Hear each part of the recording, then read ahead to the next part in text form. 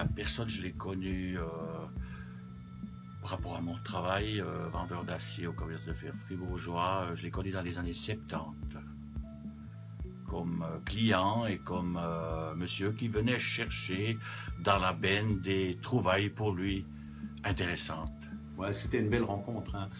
Pour moi. Enfin, elle était très importante parce que c'était un moment où j'ai fait une exposition à Friard et monsieur Tinguely est arrivé avec sa cour et il m'a acheté quelque chose et là, pour moi, c'était la folie parce que, ouais, c'était quelque chose de mythique et voilà.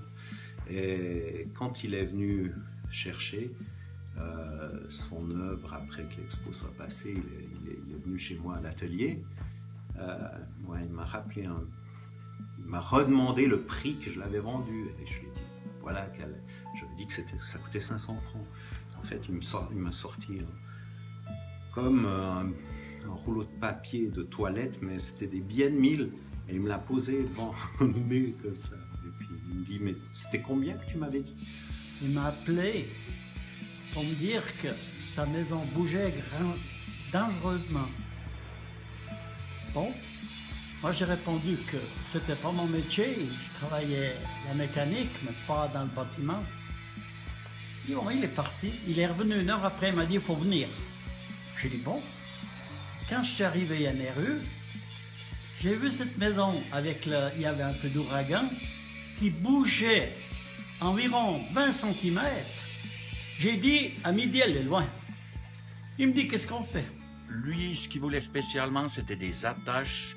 Nous, on a des paquets de fer qui font à peu près 20 mètres de long pour les aciers d'armature. Et autour, il y a des attaches.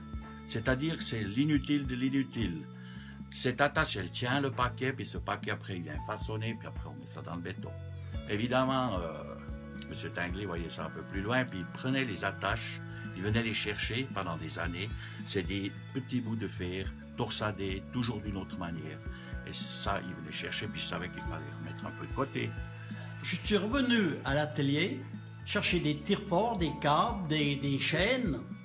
On a amarré la charpente. Puis après, j'ai fait ternir les maçons avec un poutre métallique pour la verrouiller. Puis après, on a pu fixer ça. Ils ont pu continuer d'entretenir cette maison, la réparer à peu près convenablement. Il m'a dit, ouais, t'es fou. Alors il m'a donné 500 francs. Et puis après, en partant, il m'a dit comme ça, mais au fond, cet atelier, tu payes combien la location? Puis je dis, écoute, je partage avec des amis, ouais, c'est quelques centaines, t'occupes plus. Tu vas plus rien payer maintenant. À partir de demain, tu payes plus l'atelier. Voilà. Magnifique, la générosité.